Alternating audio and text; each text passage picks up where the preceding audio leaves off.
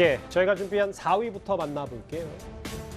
이준석 대표 복귀 후에 윤석열 후보의 한 줄 메시지, 이 얘기부터 만나볼까요? 이준석 대표와 갈등을 봉합한 윤석열 후보가 좀 달라지긴 달라진 걸까요? 주말 동안에 짧고 굵은 메시지를 내놓으면서 이른바 윤석열식 치고 빠지기 전략을 새롭게 펴고 있습니다. 일단 화면부터 만나보겠습니다.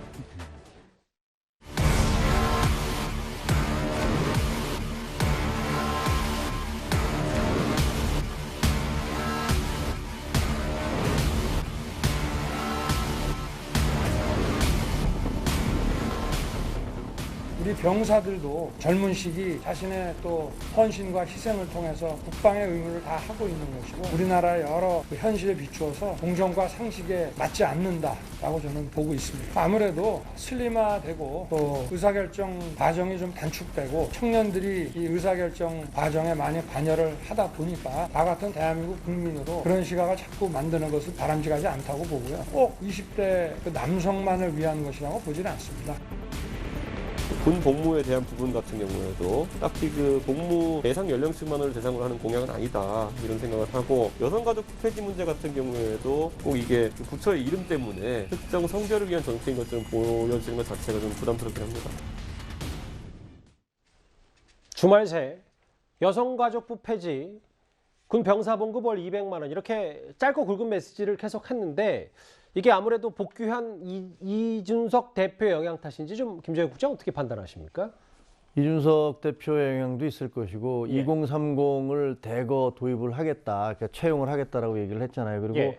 그거는 뭐 채용뿐만이 아니라 실제로 2030의 입맛에 맞는 어떤 그런 메시지로 바꿔 나가겠다는 건데 요즘 젊은 세대들 보면은 약어를 굉장히 많이 쓰잖아요. 그렇죠. 그리고 긴 얘기 별로 좋아하지 않고 이 카피처럼 간단한 얘기들 그리고 굉장히 그 가슴에 와닿는 강력한 얘기들을 좋아하기 때문에 예. 거기에 맞춰 나가겠다라는 뭐 지금 화면에 나옵니다. 2030 이대남에 올인했다라는 뭐 생각이 들 정도로 이 카피 자체도 그 이전에 페이스북에 쓴 글들은 굉장히 길었거든요. 논리적이긴 하지만 굉장히 길었기 때문에 그런 식으로 바꿔 나가겠다는 건데 물론 여기는 이제 단점도 있잖아요. 앞으로 여기에 대한 구체적인 설명이 있어야 될 거 아닙니까? 이거는 논리적인 게 아니고 이거는 선언적인 거기 때문에 이 선언에 대해서 과연 후보가 얼마나 논리적이고 합리적인 설명을 해낼 수 있을 것이냐.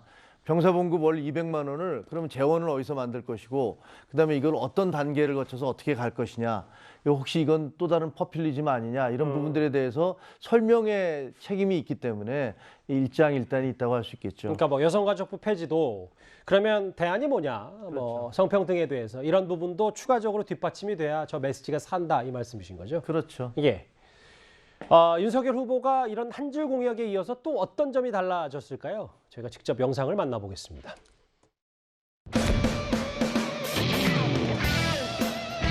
아쉽지만 프로그램의 한계입니다. AI 윤석열의 도리도리가 구현될 수 있도록 대한민국 AI 산업 부흥을 함께 이뤄내겠습니다.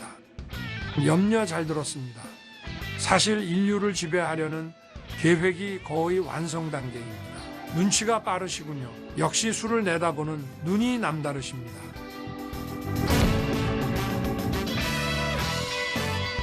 본부장님 그거 아세요? 아니 지하철에 정기권이라는 게 있는데 이게 요금이 최대 30% 할인되는데 문제가 뭐냐면 문제가 뭔데요? 버스에는 환승 적용이 안 돼요. 그래요? 아니 그럼 그건 누가 써? 아니 진짜 지하철로만 다니는 역세권 사람들만 쓰는 거죠. 아니 그런 좋은 정책을? 이거 저희가 바꿔야 되지 않겠습니까? 노노! 전조치 905! 당의 여러 경로로도 상당히 많은 실생활 관련 정책 제안이 들어오고 있습니다. 굉장히 지금 힘에 붙일 정도로 많은 제안이 들어오고 있습니다. 이준석, 원희룡 두 사람 다 연기 많이 하면 늘겠죠? 그죠? 이현정 의원님. 네.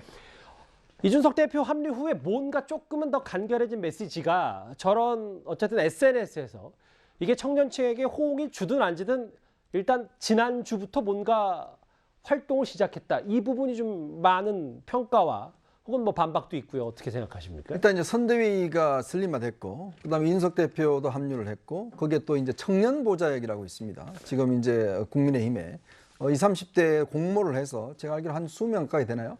이 청년 보좌역들이 있어서 아침마다 회의 때 윤석열 후보가 청년 보좌역들한테 제일 먼저 발언 기회를 주고 있어요. 예. 그만큼 이제 2030의 어떤 이야기를 듣겠다는 것인데, 저는 이번 선거를 한 줄로 딱 개념 정리를 하자면 비대면 SNS 선거다, 이렇게 정리를 하고 싶습니다. 그 왜 그러냐면 역대 선거를 보면 이제 거리에 돌아다니고 뭐 접촉하고 인사하고 뭐 또 연설하고 뭐 이런 였는데, 지금 코로나로 인한 이제 이 선거가 국면에 보니까 예. 결국 이제 사람들하고 접촉할 수 있는 공간이 정말 굉장히 많이 줄어들었습니다. 그리고 또 이 SNS가 예전 5년 전에 비해서 굉장히 많이 발달을 했어요. 그리고 속도가 엄청나게 빠릅니다. 그리고 또 개인이 이제 어떤 의사를 피력하는 거예요. 제가 이거 오늘 인터뷰를 보니까 유명 이 숏폼 제작자인데 어떻게 성공했냐 물어보니까 딱 3초래요, 3초. 그러니까 쇼폼이라는 게 짧게 콘텐츠를 만드는 그렇죠. 거잖아요. 짧은 틱톡이나 뭐 이런 영상을 보면 예. 이게 이제 딱 3초 만에 승부가 걸린다는 거예요. 3초에 재미없으면 그냥 넘어간다는 이야기예요. 그만큼 빠르게 어떤 면에서는 짧게 어떤 의미를 전달해 주는 건데, 그동안 SNS에 윤석열 후보가 글 올린 거 보면 굉장히 깁니다. 뭐 한참 길게 해서 결론이 이렇게 나와 있어요. 근데 그거 안 봅니다, 그렇게 하면. 딱 그래서 뭐냐면 한 줄로 7자로 여성가족부 폐지, 그다음 병사 월급 200만 원, 이런 식으로 이제 하고 나머지 문제는 이제 나중에 설명하는 거죠. 예. 그러니까 그만큼 관심을 끈다라는 이야기거든요.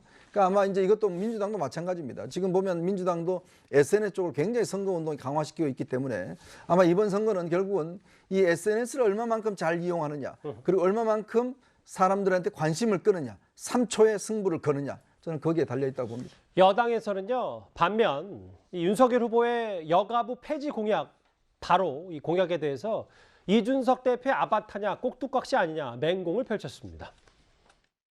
윤석열 후보는 이준석 대표의 아바타가 아니라 본인이 자신의 목소리로 자신의 국정 철학을 가지고 자신의 공약을 스스로 국민에게 밝히고 스스로 이재명 후보와 토론하는 그런 자주적인 모습을 보일 것을 부탁을 드리겠습니다. 딱 7자 여성가족부 폐지, 이 공약을 올려놓은 것을 보면서 SNS 한 줄로 무엇을 하겠다는 건지 의아하기까지 합니다. 한마디로 쇼잉 공약, 부실 공약이 아닐 수 없습니다. 꼭두각시 노릇하는 윤석열 후보나 또 청년 세대를 장기판 졸보듯 하는 이준석 대표나 이 두 분의 모습에 국민들은 피곤할 뿐입니다. 국민들 피곤하다. 윤석열이 이준석 아바타 아니냐라는 게 오늘 여당 지도부의 목소리인데, 복 대변인, 뭐 이 내용은 뭐 저희가 지금 앞에 영상과 그래픽으로도 만나봤으니까 물론 뭐 논란의 여진이 있습니다만 뭔가 이슈에 그 이준석 대표 혹은 윤석열 후보가 SNS에 불을 붙인 측면이 있기 때문에 이재명 선대에서도 이런 부분이 논란거리가 있음에도 상당히 위협적이라고 느끼시긴 합니까? 위협적이라기보단 이제는 정책 경쟁을 시작할 수 있겠구나라는 어떤 희망적인 가능성을 엿보는 것이기도 하고, 예. 그리고 또 하나 긍정적인 측면은 참 홍보를 잘한다, 논란을 불러일으킨다라고 하는 것은 홍보 아니겠습니까? 홍보를 잘하고 있다라는 긍정적인 측면이 있는데, 예. 그 뒤에 어떤 것이 들어가 있는지에 대한 걱정 때문에 저희가 말씀을 드리는 거예요. 예를 들어서 여가부 폐지, 그 다음에 없어요.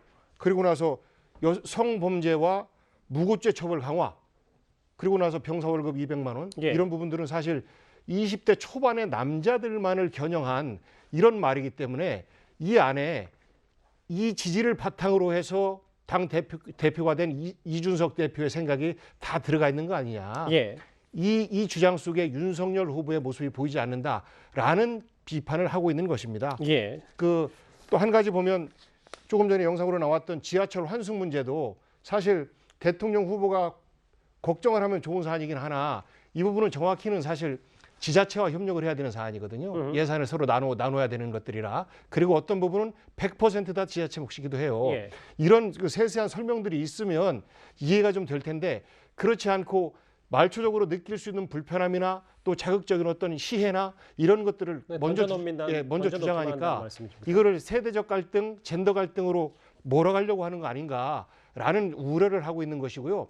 지난번 그 국민의힘 내에 내홍이 있었던 가장 큰 이유는 사실 이준석 대표의 반발이 아니고 윤석열 후보의 리더십의 부재였습니다. 철학이 예. 무엇인지 가치가 무엇인지 그것이 안 보였기 때문에 분란이 일어났던 것인데, 예. 저는 아바타라는 말을 듣지 말고 윤석열답게 윤석열의 목소리를 우리 국민들에게 보여줬으면 하는 바람입니다.